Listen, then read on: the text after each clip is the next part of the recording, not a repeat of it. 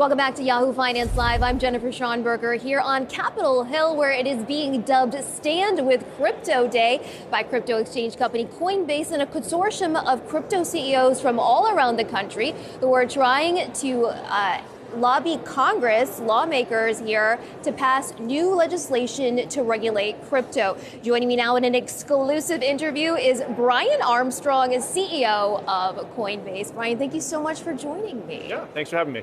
So you are here on Capitol Hill with a consortium of other crypto CEOs in a new grassroots campaign movement you've dubbed Stand with Crypto. Yeah, so Stand with Crypto is here to tell people that 52 million Americans have now used crypto. That's 3x the number that own electric vehicles. It's more than hold union cards in the United States.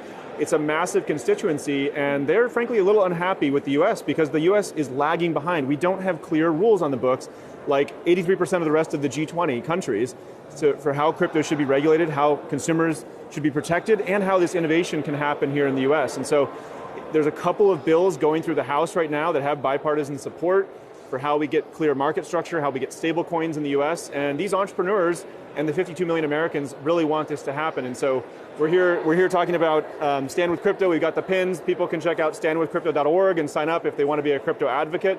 This is something America needs to get right. We know that a lot of these crypto CEOs are trying to showcase the number of jobs that are really being created in this country through the crypto industry. I know that you, Coinbase, have also been involved in efforts in Ohio, the home state of Senate Banking Committee Chair Sherrod Brown. Is it really possible to motivate and galvanize people to vote based on crypto?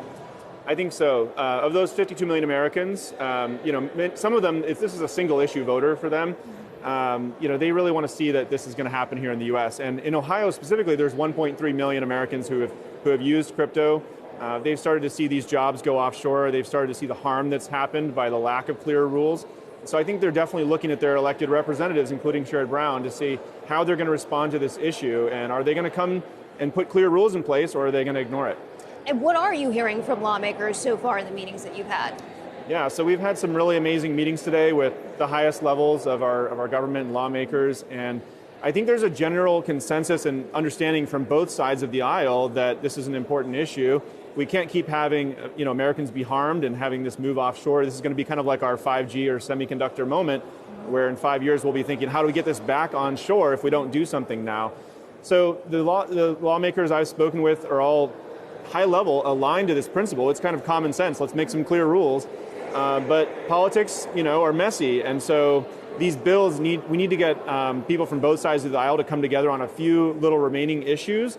Like, for instance, is there a state pathway for stablecoins in addition to the federal pathway? And I think we as an industry, we're flexible, honestly. I think there's a reasonable set of places where these rules could land. I'm okay with any of them. I just want there to be clear rules, because in the absence of that, the SEC has just been on this path of regulation by enforcement, or harassment, if you will, where every startup in the space gets a subpoena or a Wells notice, and that's not sustainable, and it's not okay. To your point, the House Financial Services Committee passed a market structure bill this summer. It's expected to pass later this fall, but dead on arrival in the Senate. Democrats sort of taking issue with the CFTC as the primary regulator there, among other issues. What's the risk that we don't have rules in 2024? Are you talking to Senate Democrats? What are you hearing specifically from Democrats? Yeah, so actually I would disagree with the idea that it's dead in the Senate. I think that Senators Gillibrand and Lummis, for instance, have put forth their own bill. They're thinking about this issue deeply. And what I hope happens is that we see this market structure bill and stablecoin bill that got bipartisan support in the House come to the Senate and dovetail into those efforts with Senators Gillibrand and Lummis, for instance. The risk is that if this doesn't happen, and by the way, any piece of legislation, nobody can say for sure if it's going to happen. We're going to keep trying this again and again and again until something goes through. But if something doesn't go through, essentially this is going to be decided by the courts.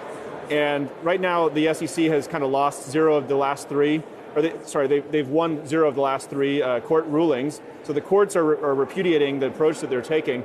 And eventually, if this ends up in a Supreme Court, that's not going to be good for many of what these lawmakers want. And so the clear path here is that it should go through the House and then the Senate. And the administrative branch put out an executive order about a year ago as well, saying we need something clear here. So I hope that they can find alignment as well. A bipartisan group of lawmakers wrote SEC Chair Gensler yesterday saying there's really no point in no longer greenlighting a spot Bitcoin ETF, given the recent court ruling. What is your take on that? Well, I agree with the judge's ruling, which is that the SEC's actions have been arbitrary and capricious and unlawful. And that's a pretty serious thing for a judge to say about this SEC. I mean, the only thing worse they could say is outright corruption and fraud. I mean, arbitrary and capricious and unlawful is a pretty big thing for a court to say about our SEC. So I think they need to change. There's a number of large financial institutions, Fidelity and BlackRock and the largest financial institutions in the world are now putting these ETF applications forward and saying our customers want to get exposure to Bitcoin. Everybody deserves equal treatment under the law, and the SEC cannot continue to punish crypto even if they wish that it was something else. SEC Chair Gensler, speaking of, is testifying right now on Capitol Hill before the House Financial Services Committee. He seems to be reiterating much of what he said in the past, that the industry is rife with non-compliance. Certainly the SEC has brought a suit against Coinbase. What are your latest thoughts on the SEC's actions, the enforcement? If they were to win your case, is there a path forward for Coinbase in the U.S.? Well, as I mentioned, the SEC has gone 0 for 3 on the last 3 judges' rulings, and so we feel very good about our case. Some of the facts that those judges have already ruled on, for instance, that the underlying assets themselves were not securities, multiple judges have come to that conclusion, and that's a key fact in our case as well.